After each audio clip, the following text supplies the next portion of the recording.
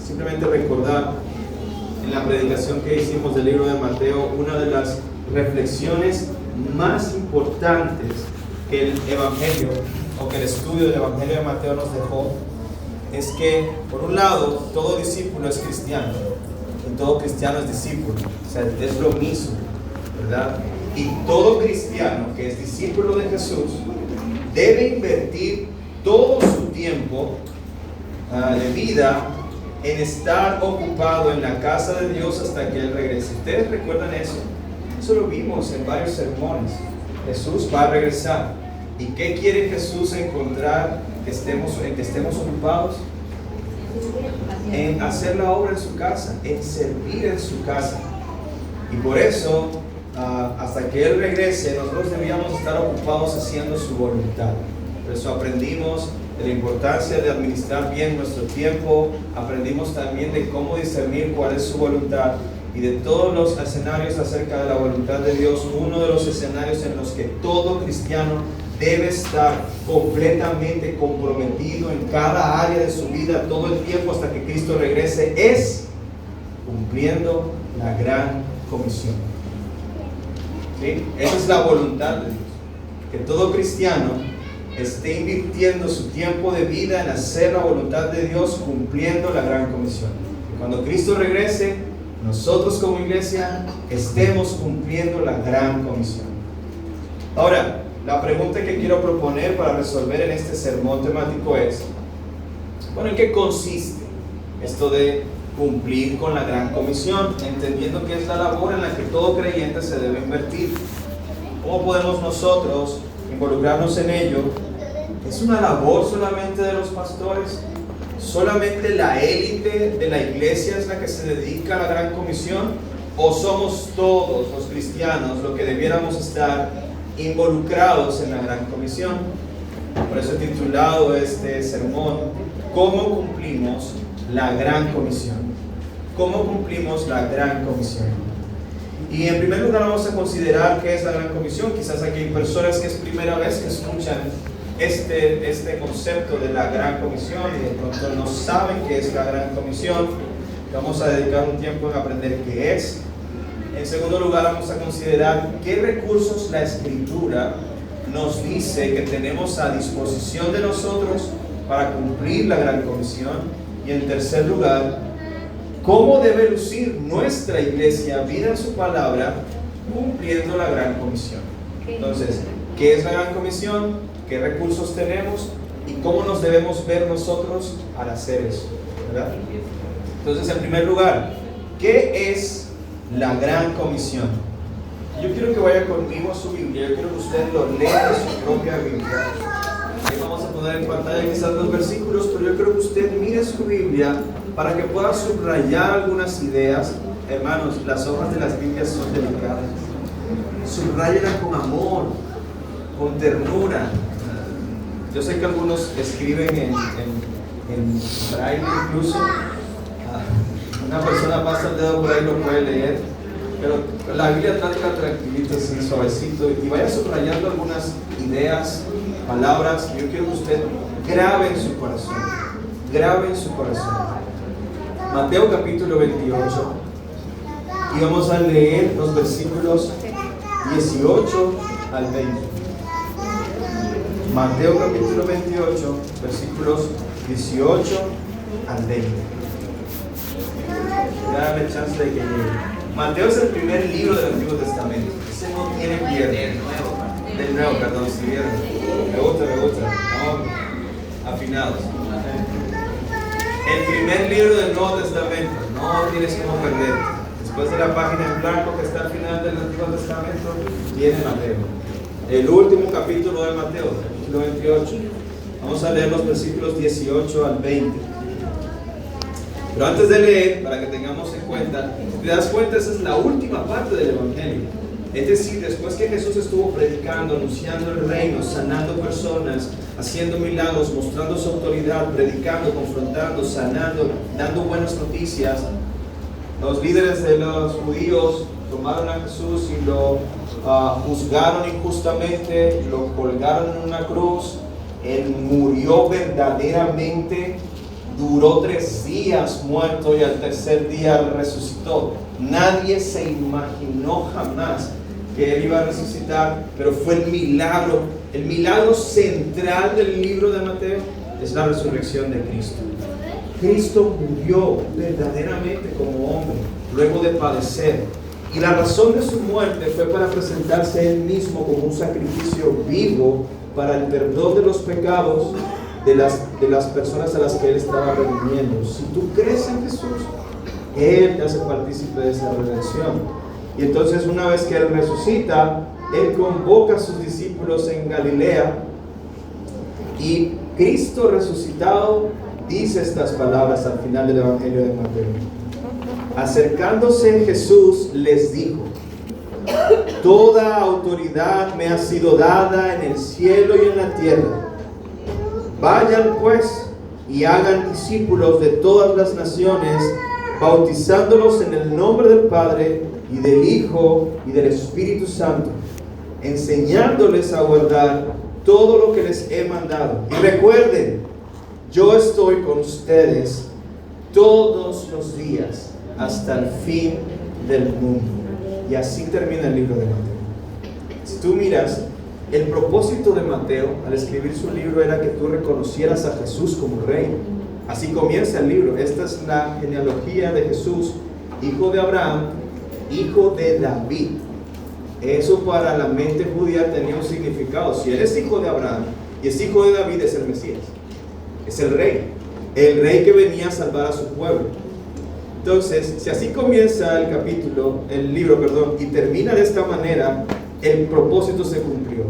Mateo está mostrando aquí las palabras de Jesús finales para resaltar su realeza, su supremacía, su gobierno por encima de todo gobierno, su autoridad por encima de toda autoridad.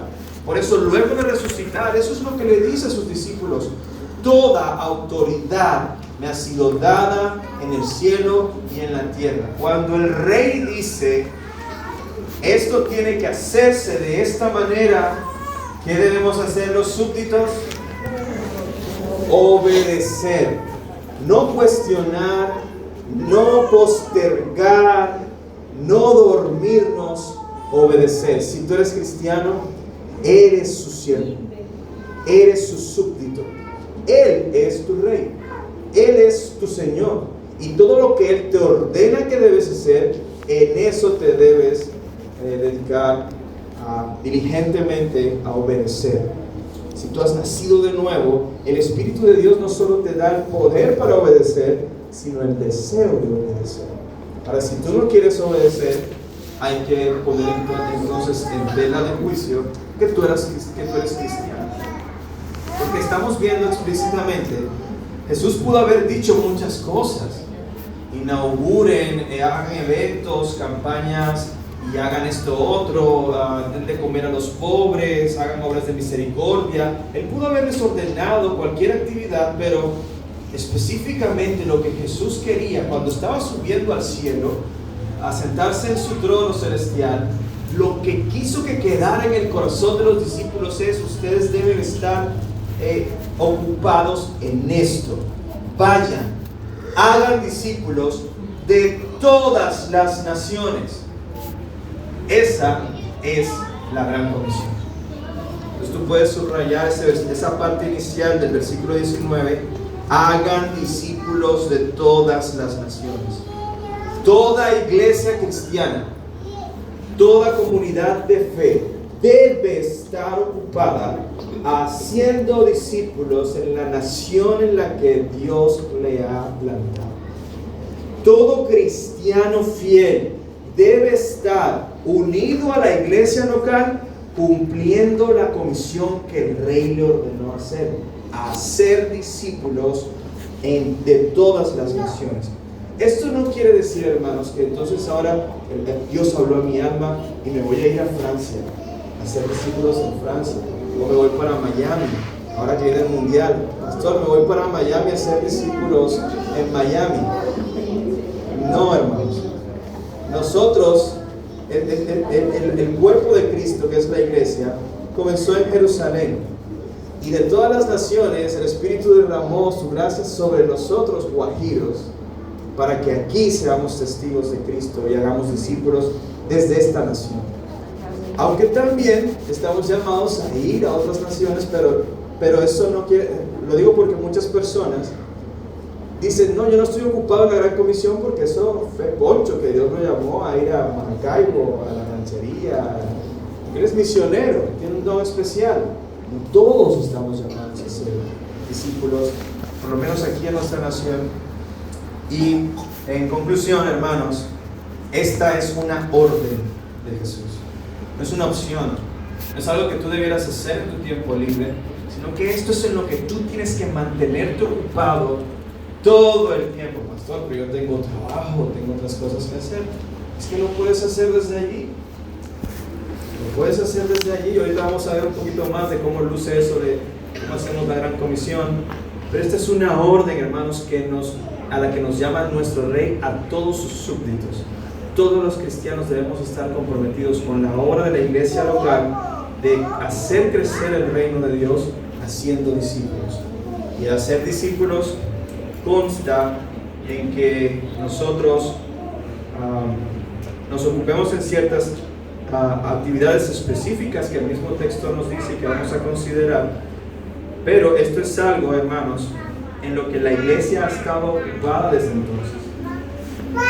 Desde Hechos 2, la iglesia ha estado ocupada durante más de 2000 años en hacer discípulos. Todo este tiempo la iglesia ha estado ocupada en hacer discípulos. Y nosotros somos los cristianos de esta generación. Somos los creyentes, somos la iglesia de esta generación. Y nuestro deber es ocuparnos en hacer discípulos para que la generación que viene después de nosotros se siga ocupando en hacer discípulos hasta que Cristo regrese. Es una orden, es una opción. Ahora, según este texto, ¿en qué consiste específicamente esta gran comisión? Sí, es ir a ser discípulos, pero de manera específica, ¿de qué se trata? Entonces el texto aquí nos dice, bueno, lo primero que hay que hacer es que los bauticen en el nombre de Jesús. Aquí quiero hacer una claridad porque el bautismo se ha convertido en una situación que muchos no solo desconocen, sino que malinterpretan desde las Escrituras. Así que vamos a detenernos un momento para considerar por qué el discipulado comienza con el bautismo. El bautismo implica que antes de ser bautizado, la persona debió haber escuchado el Evangelio. Porque ¿cómo es que Dios está salvando personas en el mundo? A través de la predicación del Evangelio. Eso hace parte de cumplir la gran comisión, predicar el Evangelio.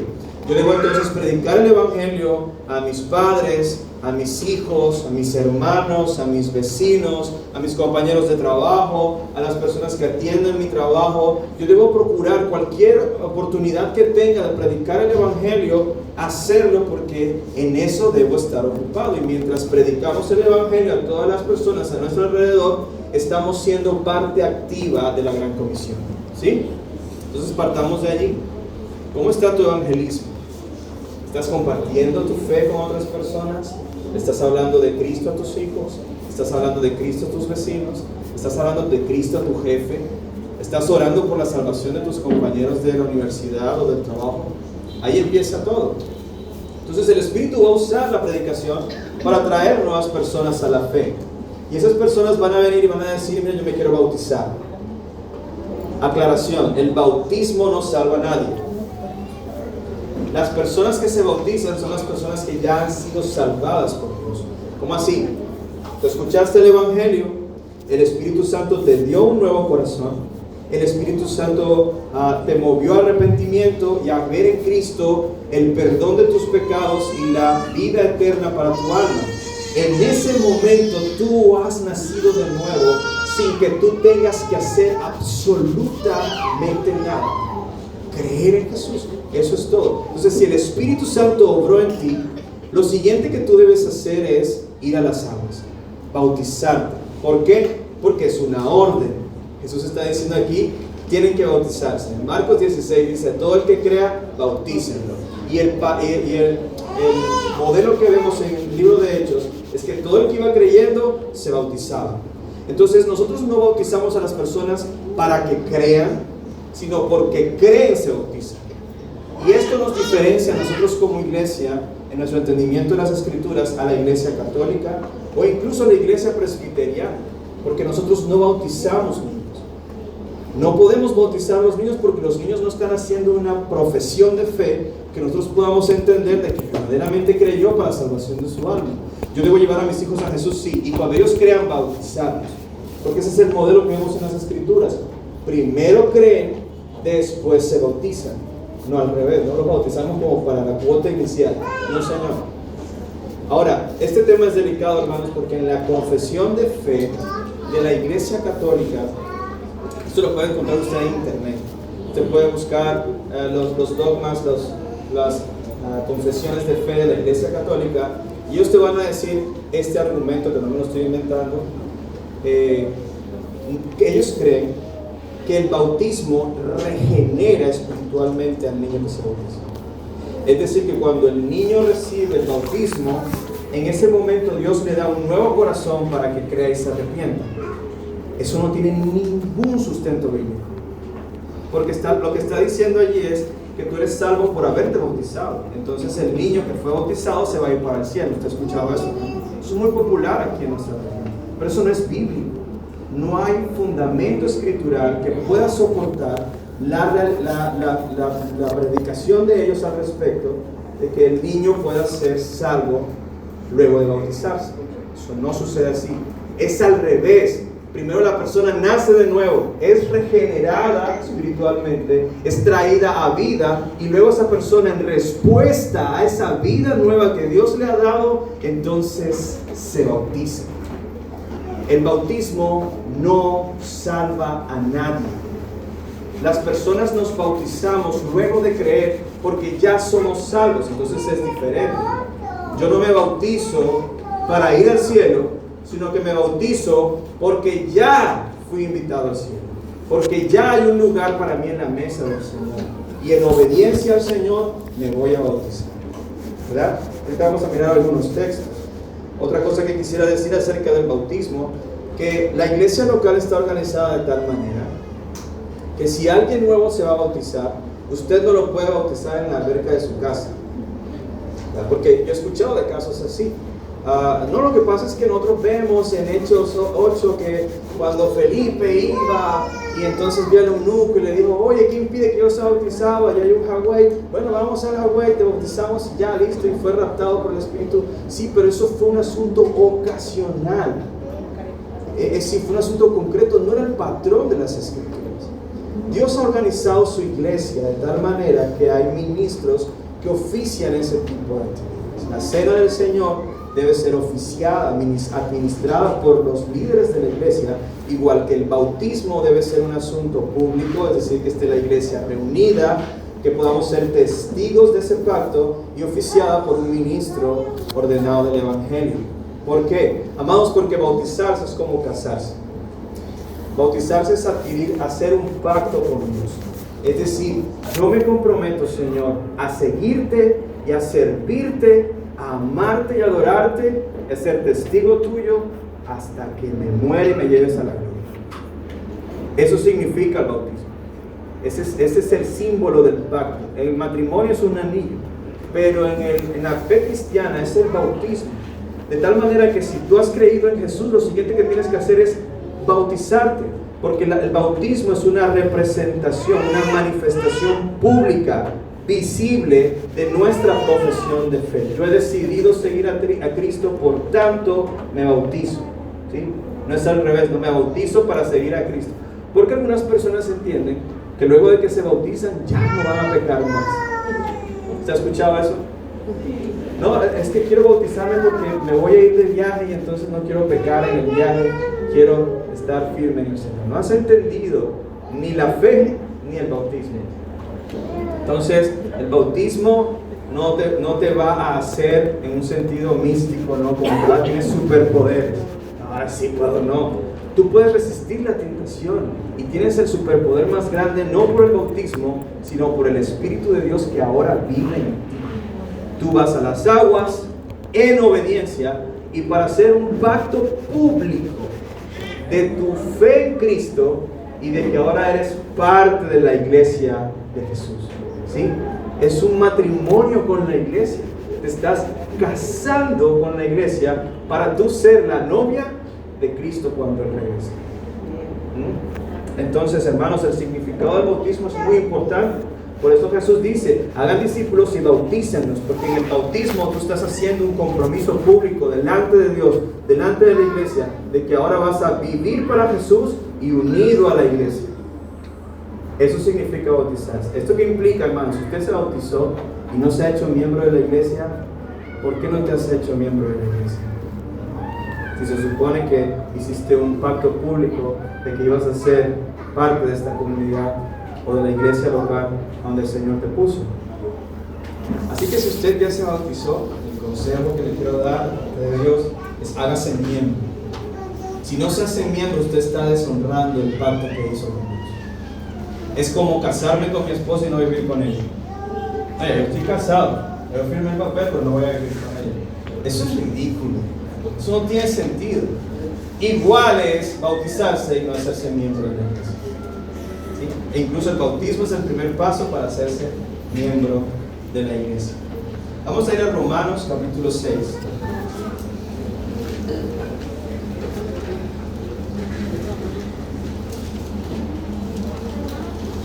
Romanos 6, vamos a leer los versículos del 3 al 5. Dice así la palabra de Dios. ¿O no saben que todos los que hemos sido bautizados en Cristo Jesús, hemos sido bautizados en su muerte? Por tanto, hemos sido sepultados con Él por medio del bautismo para muerte, a fin de que como Cristo resucitó de entre los muertos por la gloria del Padre, así también nosotros andemos en novedad de vida. Porque si hemos sido unidos a Cristo en la semejanza de su muerte, ciertamente lo seremos también en la semejanza de su resurrección. Ahora, esto nos da algunos principios claves. Pablo se está incluyendo dentro de los que fueron bautizados. Es decir, ni el gran apóstol Pablo tuvo la opción de no bautizarse. Él se bautizó. Todos nos debemos bautizar. Y él dice, todos los que hemos sido bautizados en su muerte. Cuando nosotros bautizamos a una persona, lo sumergimos en el agua, y hacemos este bautismo por inmersión, porque estamos representando la sepultura del Señor. Que el Señor fue sepultado durante 3 días. Él estuvo verdaderamente muerto, y al salir de las aguas estamos representando la resurrección de Jesús. ¿Qué estamos comunicando con eso? Que nosotros, por fe, al ser bautizados, estamos proclamando que participamos de su muerte. Es decir, su muerte es la mía. Cuando Jesús murió en la cruz, Él absorbió la ira de Dios que yo debía recibir por mis pecados. ¿Sí? Al Él morir esa muerte, ya yo no voy a morir para condenación, sino que aunque muera, viviré. Tengo vida nueva, vida eterna. Y por eso dice, porque hemos sido sepultados por medio de Él para el bautismo para muerte, a fin de que como Cristo resucitó de entre los muertos por la gloria del Padre, así también nosotros andemos en novedad de vida. Que si hemos sido unidos a Cristo en semejanza de su muerte, lo seremos también en la semejanza de su resurrección. Entonces estamos diciendo que su muerte es la mía y su resurrección es la mía. Por eso tú entiendes a Pablo en Efesios diciendo que hemos sido resucitados en Cristo. Aunque todavía estamos vivos y no hemos muerto, en realidad estamos participando de la resurrección de Cristo. Cuando Él venga, resucitaremos si hemos muerto. Entonces, hermanos, el bautismo, una vez más, es una profesión de fe que se hace de manera pública para señalar la obra invisible y privada que el Espíritu hace en el corazón del creyente. Es decir, yo estoy diciendo públicamente lo que ya el Espíritu hizo en mí, en lo privado, en lo íntimo de mi corazón. Dios me ha dado vida y yo lo quiero hacer público a través del bautismo. Así que todo aquel que cree debe ser bautizado.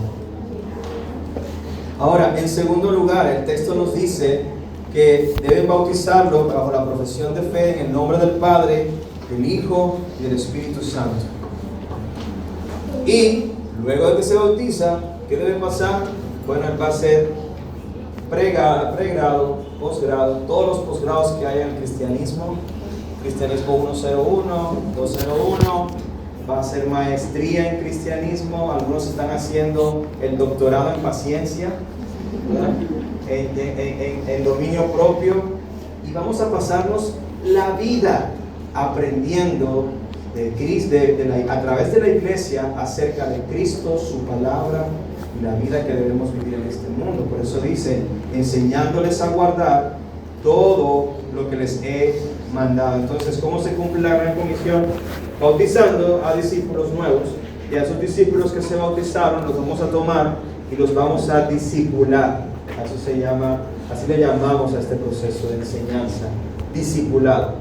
El discipulado, para los que no estuvieron en la clase de hoy, que hablábamos de qué es discipular, no es una clase virtual, no es como que tú te inscribes ahora con esto de las salones virtuales, te inscribes a una clase, tomas 7 lecciones y ya fuiste discipulado. No consiste en eso. ¿Qué es el discipulado? Que ahora tú vas a aprender a través de la vida de la iglesia la doctrina de Cristo. La doctrina de Cristo. En la carta de los Efesios, Pablo hace una exposición brillante acerca de cómo el misterio que antes había sido oculto en el Antiguo Testamento, en Cristo ha sido revelado. Es decir, ahora con Cristo nosotros podemos entender perfectamente el Antiguo Testamento. Cristo le da luz al Antiguo Testamento y ahora todo el Antiguo Testamento tiene sentido para nosotros. Por eso para ellos la experiencia fue como que toda la vida habían conocido el Antiguo Testamento, y cuando vino la revelación, como dice Hebreos 1, cuando Dios habló de muchas formas a través de apóstoles y profetas, pero esta vez nos ha hablado a través de Jesucristo, quien es la plenitud de Dios. Es decir, cuando nosotros conocemos a Jesús y sus enseñanzas, su obra, su salvación, y luego miramos entonces el Antiguo Testamento, decimos, mira que estaba hablando de eso. Por eso cuando tú ves el Evangelio de Lucas, que termina en el capítulo 24, ves a 2 discípulos que iban tristes camino de Emaús, y Jesús se acerca a ellos y les dice, porque están tristes, y ellos les dicen, es que creíamos que Jesús era el Mesías. No se habían dado cuenta que era Jesús, obviamente, pero creíamos que él era el Mesías, y resulta que lo mataron.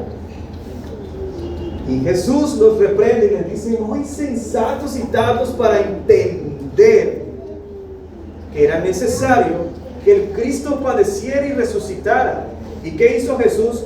Todo ese camino les abrió las Escrituras y le mostró cómo el Antiguo Testamento hablaba claramente acerca de él.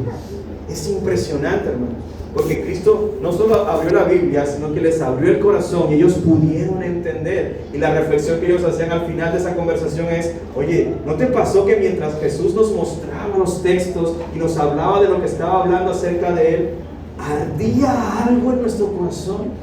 Se estaba encendiendo algo aquí adentro, una pasión, un amor, un gozo. Es como cuando tú estás comenzando a entender algunas cosas, ¿verdad?, de la doctrina, y tú dices, wow, esto lo cambia todo, esto es impresionante, ¿cómo es que Cristo pudo hacer esto? Mira lo que Él ganó para mí, mira lo que Él ganó para ti. Y se asombraban de eso.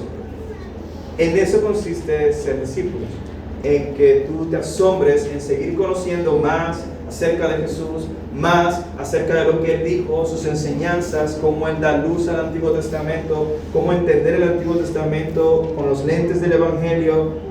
Ese es el discipulado que tú vas a tener de por vida, hasta que seas hecho completamente a la imagen de Jesús. Eso quiere decir que eso no va a terminar de este lado de la gloria, sino cuando Cristo regrese y estemos con Él. ¿Amén? Amén. Por lo tanto, todos aquí necesitamos ser discipulados. Todos aquí necesitamos, debemos discipular a otros. Discipular enseñándoles la doctrina, la Escritura, el Evangelio aplicado a la vida de mi hermano. Eso es ser discipulado. Yo ahora estoy viéndote criar a tus hijos, estás luchando con tu propio pecado, con el pecado de tus hijos.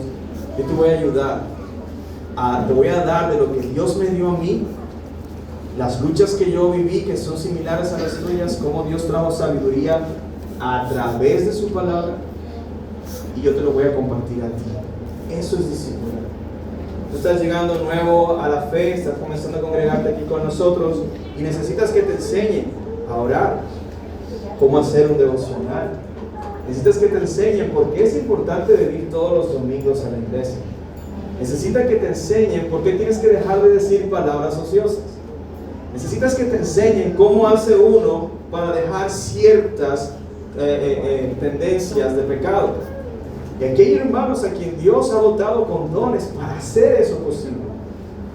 Entonces, nuestro trabajo como iglesia local es hacer que tú crezcas en tu santificación, en que cada día tú que eres cristiano te parezcas más a Jesús. Y todos estamos haciendo eso. Eso va a pasar en la vida de la iglesia local, que vamos a estar aprendiendo constantemente acerca de la doctrina de Cristo a través de la predicación, a través de las escuelas bíblicas, las reuniones de oración, que no entiendo por qué los cristianos no vienen a reuniones de oración si somos llamados a orar. La oración es muy importante y no vienen a las reuniones de oración pudiendo venir. Ojo con eso, hermanos, porque estamos desobedeciendo al Señor, porque ese es un escenario en el que también estamos siendo disciplinados por Dios, nos ayuda a adquirir hábitos espirituales. Y el resto de nuestra vida como iglesia, si tú maduras como cristianos, si tú creces, estamos cumpliendo la gran comisión. Porque ese cristiano que crece, que madura, va a traer a otras personas, las va a invitar y les va a decir: vengan, como la mujer samaritana, yo creo que este es el Mesías, vengan porque Él les puede transformar la vida a ustedes como lo hizo conmigo. No solo van a ser testigos de Jesús y de su poder, sino que cuando esas personas vengan y se bauticen, ese cristiano que ya tú discipulaste y que es un cristiano maduro, va a discipular a esas nuevas personas que están llegando a la iglesia. Antes de pasar al segundo punto, porque este fue bastante largo, yo quiero preguntarte: ¿cómo estás obedeciendo eso hoy? ¿Estás obedeciendo a este mandato hoy? Si no es así, hermano, arrepiéntete.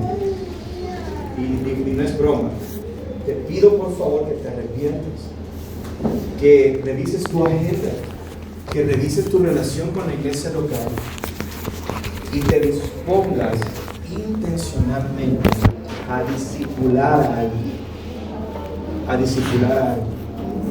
se me acercó una hermana y me decía: bueno, lo que pasa es que yo no sé cómo hacerlo, y más bien yo creo que yo necesito que a mí me discipulen. Perfecto, eso quiere decir que hay personas aquí que están esperando que alguien los discipule. Hermano, acérquese. Hermana, acérquese a las personas que están llegando a nuestra iglesia.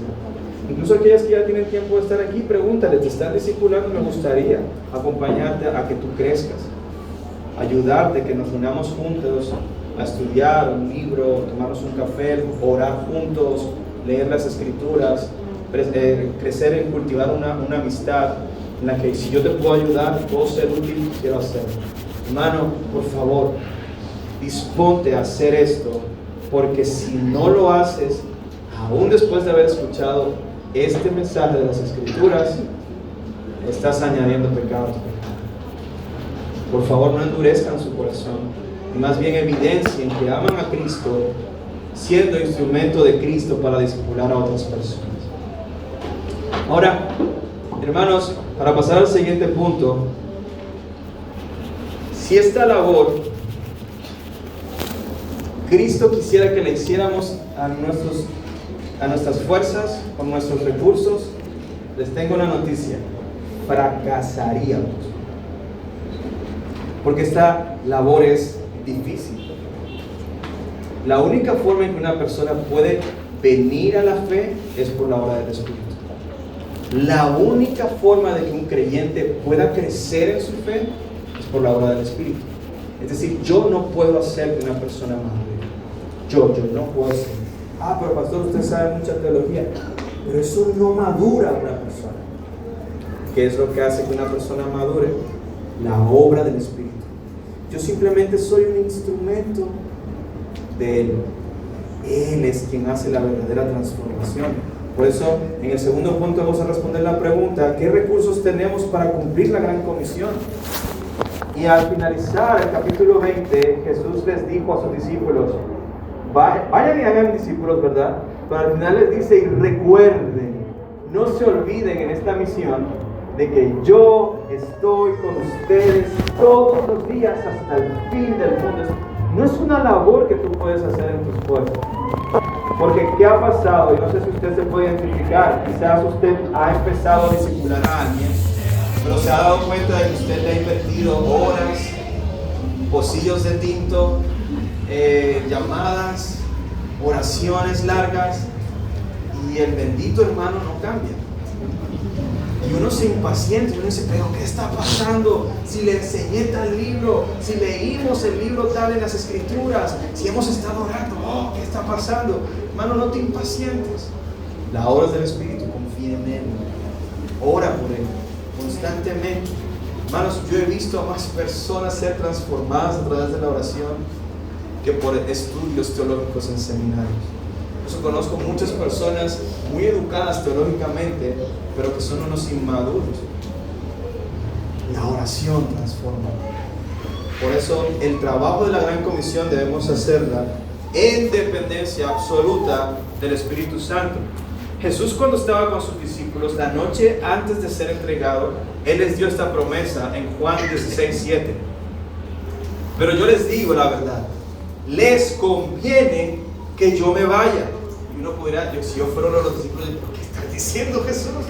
No me puede convenir que tú te vayas. Y Él le dice, sí, porque si no me voy, entonces el Consolador no vendrá a ustedes, pero si me voy, les prometo, se los enviaré. Y esa es la promesa que Jesús hace a sus discípulos.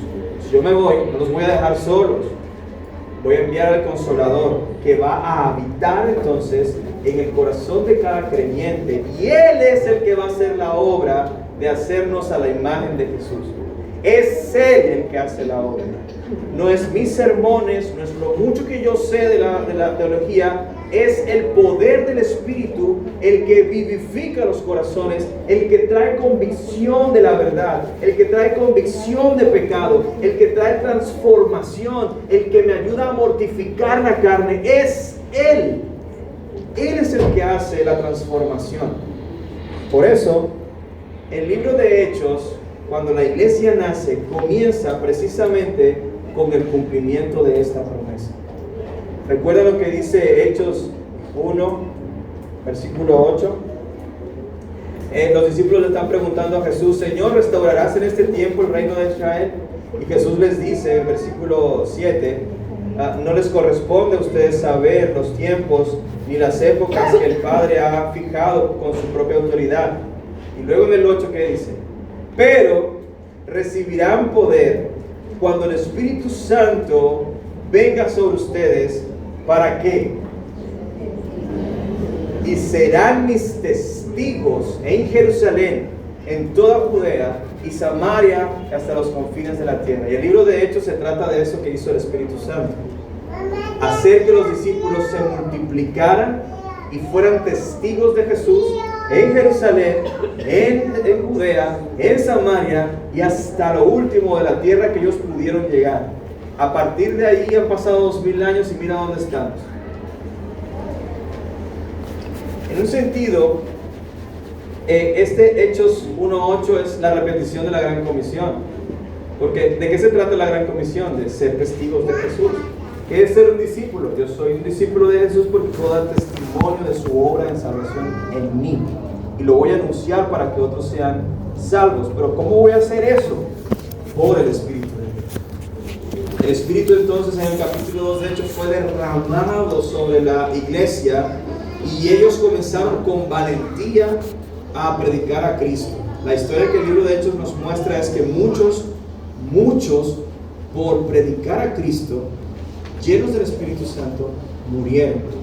Esteban, Santiago, familias enteras murieron por ser testigos de Jesús. ¿Cómo puede alguien, por lo menos piénsalo, si tu familia está en peligro de muerte por ser cristianos, qué te da el valor para seguir adelante? El Espíritu de Dios. ¿Qué te da el valor de ser fiel a la verdad aunque te cueste la vida? El Espíritu de Dios.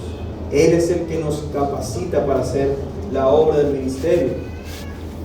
Él es el que hace al final de cuentas la Gran Comisión a través de nosotros. Él nos está permanentemente capacitando porque ahora Él habita en nosotros. Nos da poder para ser testigos de Jesús en todas las naciones. Esta tarea no fuera posible sin su ayuda, porque Él es el que trae convicción. Me llama la atención cómo pasó en Filipos. Usted lee Hechos, usted se da cuenta que cuando Pablo llega a Filipos, dice la escritura de que el Espíritu guió a Pablo a la sinagoga, pero no había sinagoga. Y antes de que Pablo llegara donde estaban reunidos los judíos en las afueras de la ciudad, Dios, el Espíritu de Dios, preparó el corazón de Lidia para que escuchara la predicación de Pablo. Pablo no tenía ni idea de lo que Dios estaba haciendo, pero Dios estaba preparando a un grupo de personas en Filipo que cuando él predicara, ellos se iban a convertir. ¿Quién hizo eso? El Espíritu de Dios. No fue Pablo, fue el Espíritu a través de Pablo. Él es el que prepara los corazones. Él es el que ayuda al predicador o la persona que está enseñando. Él es el que trae salvación. Él es quien está haciendo la tarea por nosotros dentro de la iglesia. Por eso en Él se cumple, o con Él viviendo en nosotros, se cumple la promesa de Jesús. Recuerden, yo estoy con ustedes. Mi Espíritu habita en ustedes. Todos los días estoy con ustedes por medio del Espíritu Santo. Así que no desmayen y obedezcan el mandato que les estoy dando. Y el Espíritu Santo, amados hermanos, ha estado usando durante más de 2000 años la predicación de la palabra para hacer esto. No te inventes un nuevo método. No creas que tú puedes hacer algo mejor hoy. El Espíritu Santo va a bendecir la predicación fiel de la palabra de Dios para traer nuevos discípulos. Finalmente, ¿cómo debe lucir entonces esto en nuestra iglesia? ¿Cómo es que vida en su palabra hoy, en el 2026, está ocupada siendo discípulos? Y cómo tú pudieras unirte también para ser parte de hacer discípulos y convertirte en un discípulo de Jesús. Y yo quiero mostrarte el prototipo, lo que toda iglesia debiera estar haciendo en todo momento a lo largo de todo el mundo. Ve conmigo a Hechos 2, en el capítulo siguiente. Este es el tercer punto, ¿no? ¿Cómo debe lucir esto en nuestra iglesia? Hechos 2, vamos a leer los versículos 40 al 47.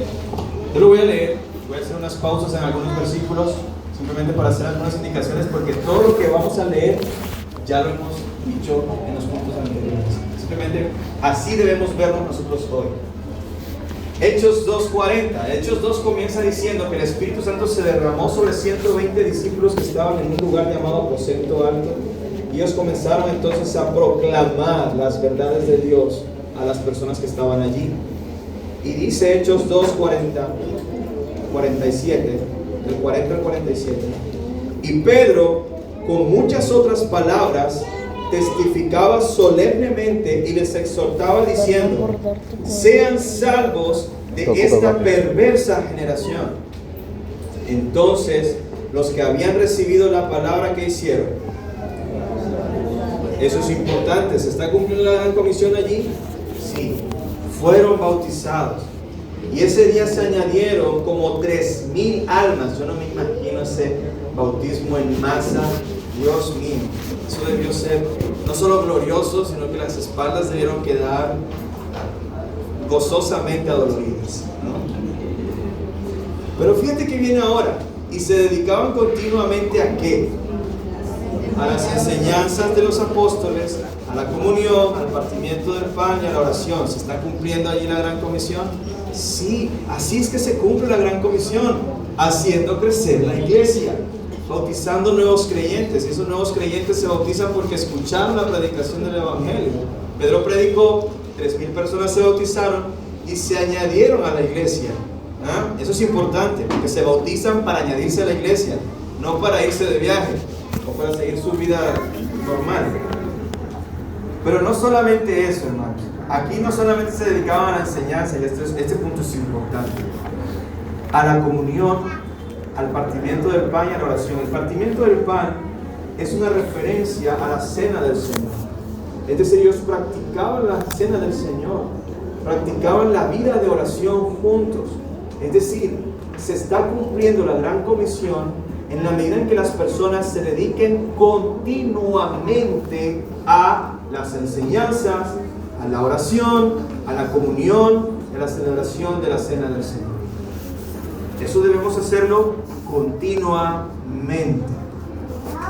Luego dice que sobrevino un temor a toda persona y muchos prodigios y señales se hacían por los apóstoles. Todos los que habían creído estaban juntos. Y hermanos, uno dice, oye, bacano eso de que muchos prodigios y señales se hacían por los apóstoles. ¿Cuándo veremos eso? Mira el gran milagro que viene después. Todos los que habían creído estaban juntos. Eso es un milagro. Tenían todas las cosas en común. ¡Qué gran señal! Vendían sus propiedades y sus bienes y los compartían con todos según la necesidad de cada uno. Hermanos, eso es contracultura en un mundo egoísta y materialista que ama más los bienes materiales que a las personas. Dios estaba transformando el corazón de estas personas a través de ¿qué? Las enseñanzas, la comunión, la oración, el partimiento del pan. Y dice el texto que día tras día continuaban unánimes en el templo y partiendo el pan en los hogares. Amén. Comían juntos con alegría y sencillez de corazón. Dicen amén. Así deseamos crecer, no la barriga, sino la iglesia del Señor. Pero hermanos, comer juntos es bíblico. Tomarnos un café, comer juntos, estar en casa es bíblico. Porque allí nosotros estamos creciendo en nuestra comunión con los hermanos y Dios nos está discipulando, alabando a Dios, hallando favor con el pueblo. Y aquí está la gran, lo que hace posible todo ese milagro. Y Dios, el Señor, añadía cada día al número de ellos los que iban siendo salvos. Hermanos, aquí está diciendo que es Dios quien está haciendo crecer su iglesia. Él va al frente, y nosotros solo somos instrumentos. Nuestro deber entonces, ¿cuál es? Perseverar en la enseñanza pura del Evangelio, perseverar celebrando la cena del Señor, proclamando su muerte hasta que Él regrese, perseverar orando unánimes, perseverar. Usted dirá, es que los miércoles son aburridos. Venga, llore, persevere en eso, siendo generosos. Es lo que estamos viendo allí también en el texto. La gente se despojaba de sus bienes para ser generosos y ayudar a las demás personas. Y adorando a Dios todos los días, juntos, unánimes, en un mismo sentido. Mientras todas estas cosas sucedan en la vida de la iglesia, Dios va a añadir a los que van siendo salvos. Eso es cumplir la gran comisión. Entonces, para terminar, ¿cuál es entonces la meta de la gran comisión? La iglesia de Cristo. Que la iglesia crezca, que la iglesia se expanda por todo el mundo. Esa es la meta de la gran comisión. Que la imagen de Cristo se vea en seres humanos por todo el mundo, asistiendo y conviviendo en iglesias locales. Esa es la meta de la gran comisión, y en eso debemos perseverar nosotros como iglesia. Que más personas sean salvas. Esa es la meta de la gran comisión. Que más personas sean transformadas a la imagen de Jesús. Que más personas sean discípulos de Jesús. Que más personas hagan otros discípulos para Jesús. Y Dios, mientras nos enfoquemos en eso, va a hacer prosperar su obra siempre. Siempre. No van a haber fracasos. Siempre Dios hará prosperar su obra. Pregunta: ¿tú ya eres un discípulo de Jesús? Si no lo eres, Cristo te trajo a este lugar hoy para invitarte a que te unas. Síguelo. Síguelo. Es la invitación que Cristo ofrece a todo aquel que está aquí que no es cristiano. Sigue a Jesús. Pon tu mirada en Jesús. Cree en Él. Entrega tu vida a Él. Y Él se encargará de transformar todo lo que está mal en ti, hermano. Tú no tienes que transformarte tú primero para poder ser cristiano. Es al revés. Tú tienes que entregarte primero y Él te transformará. Él va a perdonar tus pecados y Él va a transformar tu vida para que te parezcas a Él. En eso consiste ser un discípulo y esa es la invitación para ti. Que te arrepientes de tus pecados y sigas a Cristo por el resto de tu vida. Que te bautices, que hagas miembro de esta iglesia. Si hay aquí que es alguien que es cristiano y se bautizó y no es miembro, amado, únete a la membresía. Quiero ver el 15 de febrero en la clase de membresía. Si no, vas a tener que responderme la próxima vez que te vea. ¿Por qué no eres miembro? Porque te lo voy a preguntar. Yo conozco a los miembros de esta iglesia. ¿Por qué si te bautizaste no eres miembro? Eso es extraño para mí. Aquí hay una familia que abre sus puertas con los brazos de Jesús, porque queremos que la casa de Dios, la familia de Dios, siga creciendo en el Río de Chile. Amén. Padre, gracias.